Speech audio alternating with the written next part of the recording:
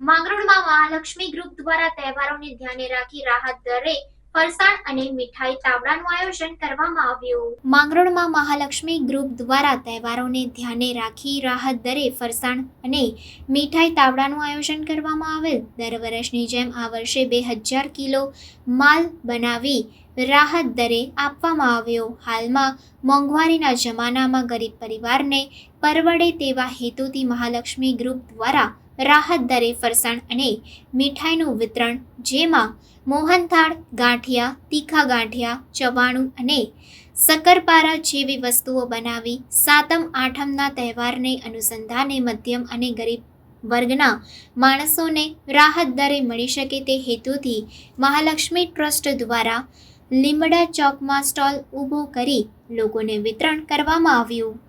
મહાલક્ષ્મી માતાની જય હો। દર વર્ષની જેમ આ વખત મહાલક્ષ્મી સેવા ટ્રસ્ટ તરફથી જનતા તાવડાનું આયોજન કરેલ છે। દર વર્ષે રાહત ભાવે અમે બધું વિતરણ કરીએ છીએ અને એમાં 3 કિલો મીઠાઈ હોય, 1 કિલો મીઠાઈ, અડધો કિલો મોરા ગાંઠિયા, અડધો કિલો તીખા ગાંઠિયા, શક્કરપારા અને ચવાણું, આવી રીતે 5 કીટ અમે 350 રૂપિયામાં રાહત દરે ગામને બધાને વિતરણ કરીએ છીએ। તેમાં અમને દાતાશ્રીઓ તરફથી પણ દાન મળેલ છે।